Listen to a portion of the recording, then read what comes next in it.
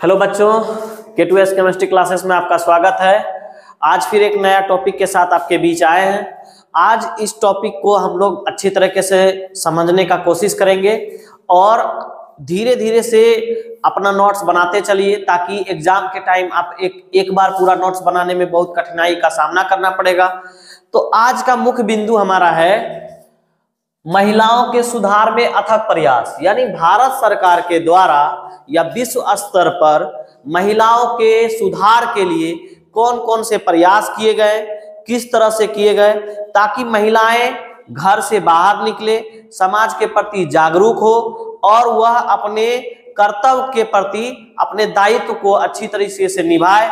इस दायित्व को निभाने के लिए भारत सरकार के द्वारा कई कार्य को किया गया, जिसके वजह से महिलाएं आज के डेट में आगे देखने को मिलती है। जैसे कि आपके कई महिलाएं विद्यालय में शिक्षिका के रूप में, कई महिलाएं सिपाही के रूप में, कई महिलाएं दरोगा के रूप में, कई महिलाएं न्यायपालिका के रूप में, जो जज, जिसको हम लोग एक जज के रूप में जानते हैं। कई महिलाएं ऐसी है जो आपको बड़े बड़े अफसर भी हैं, बड़े बड़े पद पर भी हैं, लोकसभा के अध्यक्ष भी रही है, जो हमारे बिहार के ही हैं। सबसे पहले लोकसभा अध्यक्ष रहने वाली जो महिला है वो सासाराम की रहने वाली है, जिनका नाम मीरा कुमार था।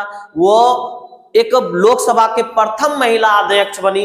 तो इतनी बड़ी पोस्ट पर पहुंचना एक बहुत बड़ी बात होती है, जो एक महिला के लिए मान सम्मान की बात होती है।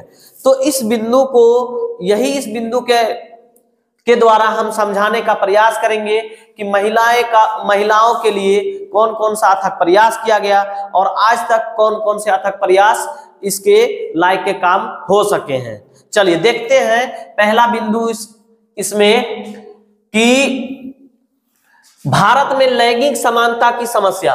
लैंगिक समानता का मतलब है कि जैसे कि गौवा में नहीं कहता है ये बेटवा है, वो बेटिया है, तो उसी तरह लैंगिक का मतलब हो गया कि लड़का और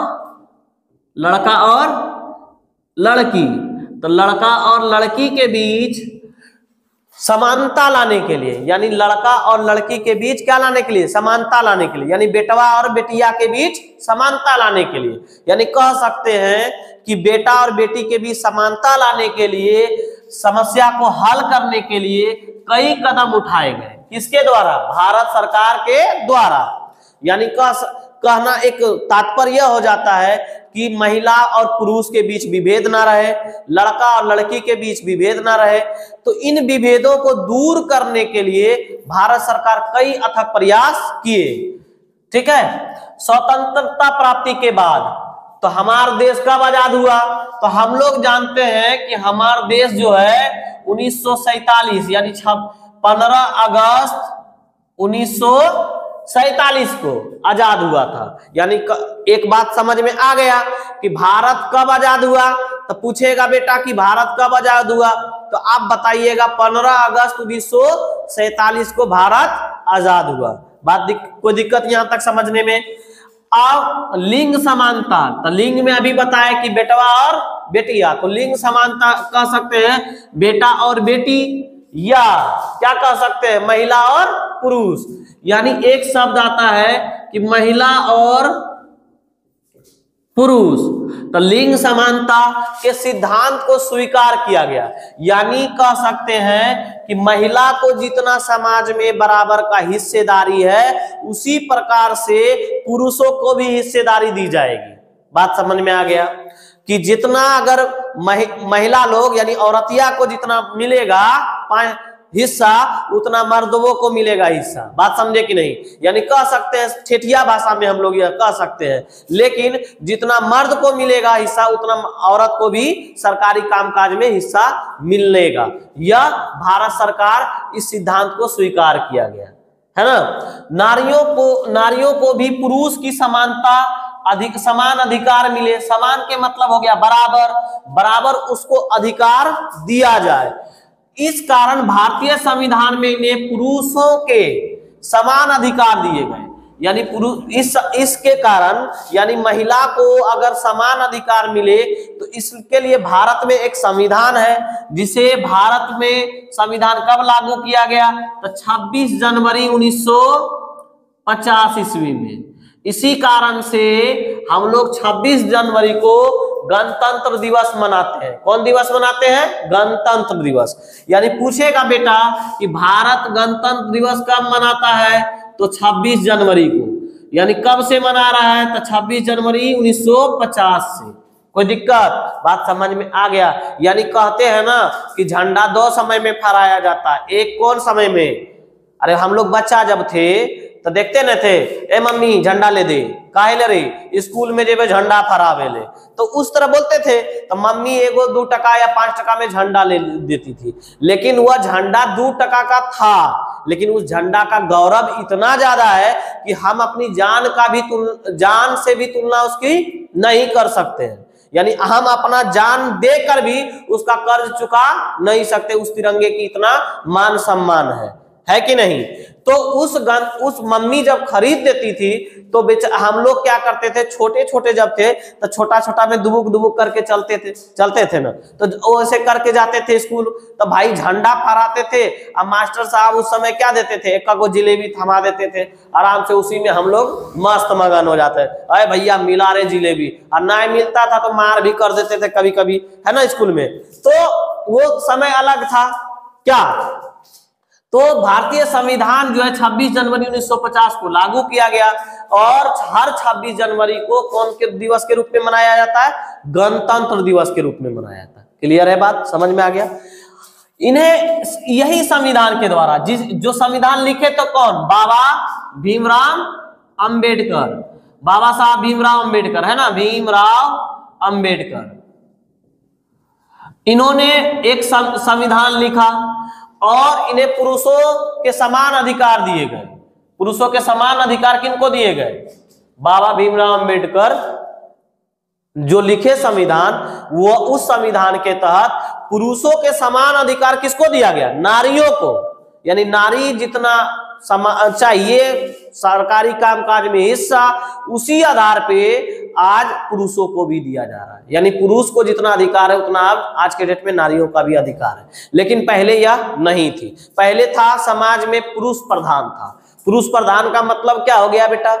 मतलब जहां भी जाए पुरुष का ही बाहुबली चले, यानी पुरुष का ही वहां पे सब कुछ हो, तो पुरुषों की ही महानता चले। तो इस कारण से यह पुरुष प्रधान कहलाता था। यानी समाज में पुरुषों का बहुल होना पुरुष प्रधान कहलाता था। बात समझे? जैसे नहीं होता है गांव में 2-4 गो बूढ़ा पुरनिया आ जाएगा तो देखते हैं बूढ़ा लोग बैठ जाएगा एकदम पीठी मार के एकदम पूरा फैसला उसला करेगा, ठीक है। और उसके बाद जो भी औरत महिला को बोलने का कोई अधिकार नहीं देगा, और वो मर्द जो बैठा रहेगा वो डांट देगा दूसरे को, तो कहेगा रे तुम नहीं बोलेगा, नहीं, अगला नहीं बोलता है डर से। तो वो चीज उसी को बोलते हैं पुरुष प्रधान। यानी हर जगह पे पुरुष का बाहुल चलना, ये कहलाता है पुरुष प्रधान। क्लियर है? पुरुषों के समान अधिकार दिए गए। भारतीय संविधान में लिंग आधार मतलब क्या? बेटवा और बेटिया, या महिला और पुरुष, जिसको हम लोग औरत और मर्द बोलते हैं, तो आधार पर किसी प्रकार के भेदभाव करने की इजाजत नहीं दी गई। यानी संविधान हमारा कहता है कि जितना अधिकार पुरुष का है उतना अधिकार महिला का है। यह भेदभाव करने की इजाजत संविधान कतई नहीं देता है कि महिलाओं के साथ अत्याचार कीजिए और पुरुषों के साथ अत्याचार ना हो। यानी ना तो पुरुषों के साथ अत्याचार हो ना महिलाओं के साथ अत्याचार हो, दोनों को समान दर्जा से समाज में अधिकार मिले। चलिए पॉइंट 1 समझ में आ गया। अब आते हैं पॉइंट 2 पे। तो महिलाओं के सुधार में अथक प्रयास, दूसरा पॉइंट क्या है इसको समझिए। तो संविधान में समानता, तो हमने क्या बताया? भीमराव अंबेडकर, जो बाबा साहब भीमराव अंबेडकर ने एक संविधान लिखे, जिस संविधान के तहत समानता का अधिकार की गारंटी दी गई। यानी समानता की अधिकार की गारंटी यह दी गई कि सबको एक समान रूप से देखा जाएगा। एक समाज में सभी रूप को समान वर्ग से उसको अधिकार दिया जाएगा, है ना। तथा नौकरियों में पुरुष और महिला को समान अधिकार दिया जाएगा। यानी अगर किसी भी हाल में अगर 100 नौकरी है तो 50 महिला रहेगी और 50 पुरुष को बहाल किया जाएगा। यानी ये भारतीय संविधान का कॉन्स्टिट्यूशन कहता है। अधिकार दिया गया नारियों को पुरुषों के ही समान वयस्क मताधिकार। वयस्क मताधिकार यानी मताधिकार मतलब क्या, एक बालिग होने के बाद, यानी बालिग कोई भी आदमी कब होता, 18 वर्ष की आयु। कोई भी किसी भी इंसान को, महिला हो चाहे पुरुष, वोटवा देने का अधिकार कब में मिलता है, वोटवा देने का अधिकार 18 वर्ष में मिलता है। कहता है ना, अरे हमार बेटवा जो है 18 वर्ष के हो गए, तेकर लिख दी ने वोटर कार्डवा में नाम, तब वोटवा देता हूं, है ना। तो उसी तरह कुछ लड़कियों के साथ भी इसी तरह होता है। तो कहता है तो 18 वर्ष की उम्र जब पूरता है किसी भी वयस्क मतलब या तो लड़का हो या लड़की हो, तो उसे वोट देने का अधिकार मिल जाता है, या जिसको बोलते हैं मताधिकार, यानी अपना अधिकार है एक वोट देने का। वो चाहे किसी भी राष्ट्रीय या कोई भी पार्टियों को दे सकता है, कोई दिक्कत, ये बात आप समझ लीजिए। यहां तक बिंदु समझ में आ गया बेटा। अब नारियों को पुरुष के समान ही वयस्क मताधिकार गया, तो पॉइंट नंबर 2 क्लियर हो गया। यानी जितना नारी को अगर पुरुष को अधिकार है वोट देने का, उतना ही अधिकार किसको है, महिलाओं को भी है। पॉइंट समझ में आ रहा है, कोई दिक्कत इसमें। अब यहाँ पे आते हैं तीसरा पॉइंट में। अब आते हैं तीसरा पॉइंट में, क्या, राज्य के नीति निर्देशक तत्व। एक शब्द आता है राज्य के नीति निर्देशक तत्व। तो है क्या राज्य के नीति निर्देशक तत्व? तो राज्य में एक नीति निर्देशक तत्व लागू किया जाता है कि आप बिहार राज्य में है तो न्यूनतम मजदूरी इतना दे सकते हैं। आप हरियाणा राज्य का जो नीति निर्देशक तत्व है, यानी वहां अपना का एक राज्य का अपना नियम है कि भाई हमारे यहाँ जो मजदूर खटेगा उसे 500 रुपया दिया जाएगा। अब वही मजदूर बिहार आ जाए तो कहेगा नहीं भैया, हमारे यहाँ नीति निर्देशक के तत्व में मिनिमम जो मजदूरी है वो 300 दी जाएगी। यानी कह सकते हैं न्यूनतम मजदूरी 300। यही हरियाणा वाला के लिए अलग है, तो वहां का राज्य का नीति निर्देशक तत्व अलग है। तो कह सकते हैं नीति निर्देशक तत्व के अधीन भी पुरुषों और नारियों के लिए, यानी पुरुषों और नारियों के लिए क्या, औरत और मर्द के लिए समान कार्य के लिए समान वेतन देने की बात कही गई। यानी अगर कोई महिला कोई फैक्ट्री में काम करती है तो अगर उसे 500 रुपया, पुरुष को 500 रुपया दिया जा रहा है, तो उस महिला को भी कितना रुपया दिया जाएगा, 500 रुपया। यानी समान वेतन के, समान कार्य के लिए समान वेतन दिया जाएगा। अगर उस फैक्ट्री में पुरुष अगर काम कर रहा है और उसे 500 रुपया मिल रहा है, तो महिला को भी कितना मिलेगा, 500 रुपया मिलेगा। बात क्लियर हो गया। अब आते हैं पॉइंट नंबर 4 पे।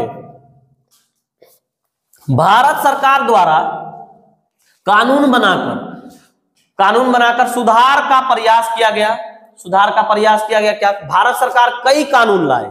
कानून के तहत लड़कों लड़कियों को छूट दी गई पढ़ने की, उसके लिए किताब व्यवस्था कराया गया, सरकारी विद्यालयों में पुस्तकें मुहैया कराई गई ताकि लड़के के साथ साथ लड़कियां भी साक्षर हो सके। कई लड़कियों के लिए क्या किया गया, सरकार के द्वारा छात्रवृत्ति लाई गई, पोशाक राशि लाया गया, और उसके बाद साइकिल योजना भी सरकार के द्वारा लाई जाती है, ताकि पुरुष वर्ग के बराबर महिलाओं को लाने के लिए ये सब राज्य सरकार और भारत सरकार मिलके कुछ न कुछ अब ये समाज में बराबर अधिकार के लिए, लड़कियों के लिए और उत्थान के लिए कुछ न कुछ करती है। तो अगर उत्थान के लिए सरकार कुछ करती है तो उसके प्रति लड़कियों को भी अग्रसर होना चाहिए। जैसे कि कुछ लड़की ऐसा रहेगा बकलोल टाइप, वो पढ़ना ही नहीं चाहती है, तो बकलोल टाइप पढ़ना ही नहीं चाहेगी तो सरकार क्या करेगी? इसमें सरकार क्या कहेगा, पकड़ के हाथ से नहीं ले जाएगा। कुछ अपना भी मनसा होना चाहिए कि हमको शिक्षा ग्रहण करना है, और कुछ जो लड़कियां हैं वह अपने कामयाबी को और अपने जो पद को, जैसे अगर कोई लड़की बनना चाहती है कि नहीं हम शिक्षिका बनना चाहिए, तो उस पद को पाने के लिए उसके प्रति लगन होना चाहिए, मेहनत होना चाहिए। अगर वो लड़की चाहेगी ही नहीं मेहनत करना तो संभव है कि कोई उसे करा दे? नहीं करा सकता, संभव ही नहीं है, क्योंकि अपना भी प्रयास करना चाहिए। कहता है ना कि ठेला अगर ढकेलते रहिए कब तक चलेगा? जब तक चल रहा है, ठेलवा ढकेलना छोड़ दीजिएगा, वो लुढ़क के रह जाएगा। तो लुढ़काने के लिए आपको कौन आएगा? कोई नहीं आएगा। आपको एक इंसान है, खुद चलने का है। कहता है ना, हौसले उसको कभी नहीं तो तोड़ सकता। किसको?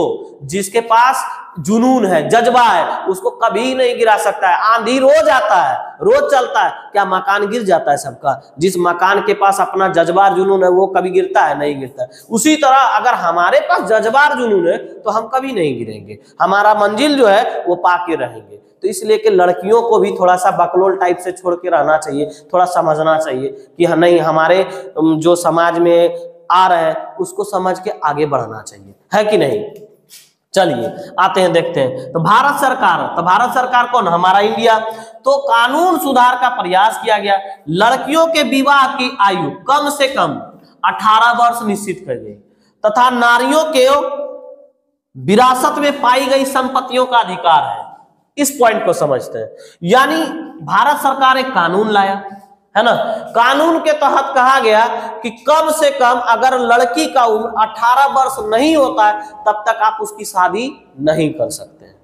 बात समझे कि नहीं? अगर मिनिमम, अगर कम से कम होना चाहिए कितना वर्ष? 18 वर्ष। तो 18 वर्ष तक महिला तो स्वतंत्र है, उसकी शादी नहीं हो सकती है। लेकिन कुछ कुछ गांव में जो बकलोल टाइप लड़की रहती है, 18 वर्ष तक पढ़ती लिखती नहीं, तो उसकी शादी 12-13 वर्ष में कर दिया जाता है। माँ बाप को बोझ के समान लगने लगता है। लेकिन क्या करे, माँ बाप भी तो मजबूर है, लेकिन लड़की भी तो सोचेगी तब ना, सोचबे नहीं करती है।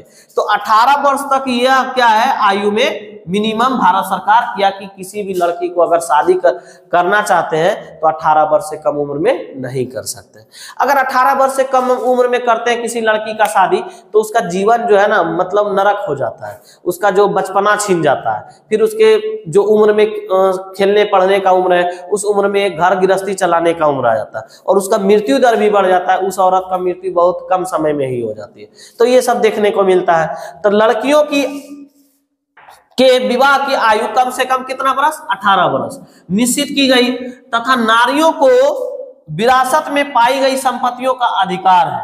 विरासत में पाई गई संपत्तियों का क्या है? अधिकार है। यानी कह सकते हैं फिर, यानी पुरुष प्रधान में पहले के जमाने में कि बाप अगर है तो विरासत में जो चीज, जगह जमीन मिलता है ना, किसी किसी को देखते हैं जमीन मिलता है, जगह मिलता है, सोना चांदी, तो उसमें बेटियों का अधिकार नहीं था, है ना।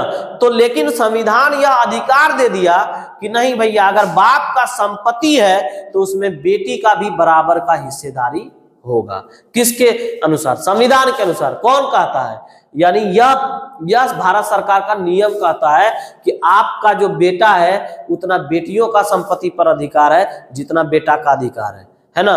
तो उसी प्रकार से हम लोग कह सकते हैं कि यह बिंदु जो है एक भारत सरकार के द्वारा लाया गया है, तो एक अथक महिलाओं के प्रयास सुधार हो ताकि महिलाएं आगे बढ़े। इसी प्रकार से और कुछ बिंदु हैं आपके पास, और बताने का कार्य करते हैं। तब तक इसको आप नोट कीजिए, फिर आगे हम बताने का कार्य करते हैं।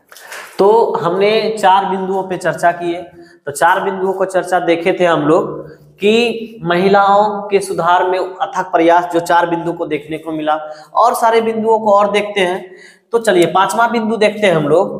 तो सरकार की ओर से लड़कियों के शिक्षा के लिए, यानी कह सकते हैं कि सरकार की ओर से लड़कियों के शिक्षा के लिए पोशाक, साइकिल योजना, कई प्रकार की योजना बिहार सरकार हो चाहे कह सकते हैं भारत सरकार हो, कई प्रकार की योजना, छात्रवृत्ति योजना लाती है ताकि लड़कियां पढ़े लिखे, उसका शिक्षा स्तर बढ़े। अगर शिक्षा स्तर बढ़ेगा तो समाज में वह भागीदारी सुनिश्चित करेगी। तो ये सब के लिए वो भरपूर प्रयत्न सरकार करते हैं। महिलाओं के जागरण के लिए बालिका विद्यालय, यानी जागरण मतलब कह सकते हैं महिलाओं को जगाने के लिए बालिका विद्यालय का निर्माण करवाया जाता है सरकार के द्वारा कि उसमें सिर्फ बालिकाओं को शिक्षा ग्रहण करने का अधिकार दिया जाता है ताकि अधिक से अधिक बालिकाएं आकर्षित हो उस विद्यालय के प्रति, ताकि बहुत सारी बालिकाएं पढ़ सके। ये सब सारे सुविधाएं सरकार करती है ना। तो बहुत ऐसे चीज सोचने के काबिल है। तो महिला शिल्प भवन, तो महिला शिल्प भवन देखते हैं ना, महिला के द्वारा स्वेटर बुनी जाती है, चादर में बहुत सारा महिला देखते हैं बहुत अच्छा सुंदर बनाती है, फूल बना देगी, कभी घर में अच्छा सा चित्रकला बना देगी, ऐसा लगेगा ना, बड़ा आश्चर्यचकित लगेगा, बड़ा मन खुश हो जाएगा देख के कि एक मतलब इतना अच्छा दस्ताना बना देगी कभी, और फिर रंग बिरंग का स्वेटर बना देती है। तो शिल्प भवन में महिलाओं को ये सब ज्ञान दिया जाता है और उसे और मूर्तिकारों वगैरह का काम सिखाया जाता है। यानी ये सब चीज एक महिला को उत्थान करने के लिए हर एक सरकार, चाहे वो भारत सरकार हो चाहे राज्य सरकार हो, वह कार्य करती है। बात समझे। मातृ सेवा सदन संचालन, यानी मातृ सेवा, यानी माता जो है वो किसी का सेवा कैसे करना चाहिए बच्चे को, उसके सेवा सदन का संचालन किया जाता है ताकि महिला सीख सके। महिलाओं को शिल्प कला, शिशु पालन, गृह उद्योग, गृह विज्ञान इत्यादि के रूप में विशेष प्रशिक्षण दिया जा रहा है। यानी कह सकते शिल्प कला मतलब जो पत्थरों का नक्शा, मूर्तिकार बनाना, शिशु पालन का मतलब बच्चे को लालन पालन करने के लिए। उसी प्रकार से गृह उद्योग, तो गृह उद्योग में कह सकते हैं कुछ महिलाएं बीड़ी बनाती है, कुछ महिला जो है घर में क्या बोलते हैं अगरबत्तियां बनाती है। तो ये सब प्रकार का एक गृह उद्योग है कि घर में ही रहकर महिला कुछ अपना इनकम कर सकती है, कमा सकती है। इस प्रकार का गृह उद्योग किया जाता है। गृह विज्ञान, यानी गृह विज्ञान के तहत जो है महिलाओं को ज्ञान दिया जाता है कि रे महिला को बताया, इधर सुनो, ये जो है सब्जी ज्यादा देर पानी में नहीं डालना चाहिए। क्यों? क्योंकि इसमें विटामिन सी निकल जाता है। तो ये सब महिला को ज्ञान दिया जाता है कि सब्जियों को पानी में ढेर देर तक नहीं रखना चाहिए, क्योंकि उस सब्जी को ज्यादा देर तक रखिएगा जो उसमें मिनरल्स वगैरह है, प्रोटीन्स वगैरह है, वो पानी में घुल के बाहर निकल जाएगा। तो ये गृह विज्ञान के अंतर्गत महिलाओं को सिखाया जाता है, ज्ञान दिया जाता है ताकि महिला जो है अपने खान पान का सही तरीके से रख सके। गृह विज्ञान के अंतर्गत सारे चीज, घर को कैसे साफ सुथरा रखना चाहिए, बाहर कचरा नहीं फैलना चाहिए, ये सारे चीज उनको दिमाग में दिया जाता है और इसका प्रशिक्षण देके महिलाओं को जागृत किया जाता है ताकि महिला इसमें बढ़ चढ़ के हिस्सा ले सके। चलिए अब आते हैं भारत में ऊंचे पद पर महिला आसीन है। ऊंचे पद भारत के कौन से कहा जाते हैं? लोकसभा, राज्यसभा, ये सब ऊंचे पद होते हैं। यानी जिसको बोलते हैं सांसद, गाँव में बोलता है सांसद है ना, लोकसभा, ये सब बोला जाता है। तो लोकसभा के अध्यक्ष यानी 15वीं लोकसभा कब हुआ था? 2009 में। यानी 2009 में 15वीं लोकसभा का चुनाव हुआ। उस लोकसभा की अध्यक्ष जो देखते हैं ना, बड़ा सा हॉल बना रहता है, उसमें लोकसभा का मेंबर चला, तो उसमें सबसे ऊपर जो बैठा होता है उसको बोलते हैं लोकसभा अध्यक्ष। तो लोकसभा जो अध्यक्ष है वो है मीरा कुमार। ये महिला थी, नाम इसका कुमार भले देखने को मिल रहा, लेकिन ये महिला थी और ये रहने वाली थी सासाराम। तो सासाराम कहाँ की है? बिहार। तो सासाराम जो है बिहार में पड़ता है और मीरा कुमार कहाँ की रहने वाली थी? सासाराम की रहने वाली थी। और वहां से वो सांसद चुनी गई और 2009 से लेकर 2014 तक यह लोकसभा की अध्यक्ष रही। यानी कह सकते हैं इतने बड़े पद पर महिलाओं को आसीन होना यानी बैठना, यह बहुत बड़ी सौभाग्य की बात है, क्योंकि इतने दूर तक पहुंचना एक महिलाओं के लिए संभव नहीं है। बहुत अथक प्रयास करता है, अथक प्रयास करने के बाद ही महिला उतने दूर तक पहुंच पाती है। लेकिन इसका ये नहीं हुआ कि महिला अगर उसके अथक सुधार किया गया समाज में, तो आज महिला एक लोकसभा की अध्यक्ष तक बनी। तो उसी तरह से 16वीं लोकसभा का जब चुनाव हुआ 2014 में, तो 16वीं लोकसभा चुनाव के अध्यक्ष जो रही सुमित्रा महाजन रही थी। सुमित्रा महाजन जो है ये भी एक महिला थी। तो सुमित्रा महाजन जो है 2014 से लेकर 2019 तक लोकसभा की अध्यक्ष रही। अभी वर्तमान समय में लोकसभा के अध्यक्ष ओम बिरला है, माननीय ओम बिरला नाम है उसका। तो ये 16वीं लोकसभा के अध्यक्ष रही। लोकसभा के अध्यक्ष के पद पर महिला ही पदस्थापित रही। बात समझे? यानी ये दो लोकसभा ऐसे बात करें कि महिलाएं उस पर आसीन रही।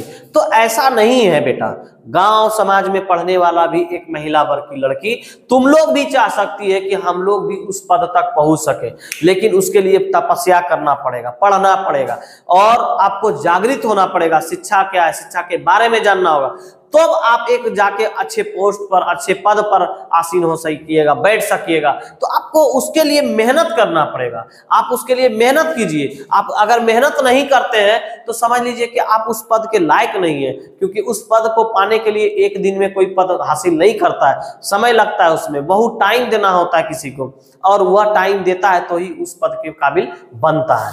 बात समझ में आ गया।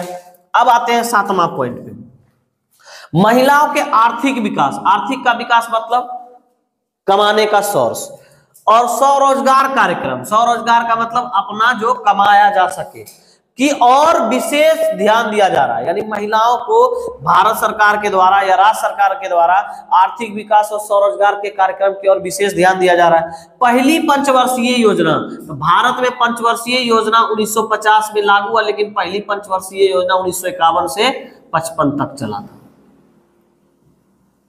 यानी कह सकते हैं कि भारत का पहली पंचवर्षीय योजना कब लागू की गई, तो 1951 ईस्वी में। एक सवाल उठेगा कि भारत में पंचवर्षीय योजना कब लागू किया गया, तो 1951 ईस्वी में आप कह सकते हैं। बात समझ में आ गया। एक सवाल यहां से समझ लीजिए, विकास के कार्यक्रम प्रारंभ किए गए सन 1953 ईस्वी में। सन 1953 ईस्वी में केंद्रीय समाज कल्याण बोर्ड, यानी केंद्र 1953 ईस्वी में एक भारत सरकार के द्वारा केंद्रीय समाज कल्याण बोर्ड का गठन किया, जिसमें स्वयं सेवी संगठनों द्वारा महिलाओं के कल्याण के लिए कई कदम उठाए गए।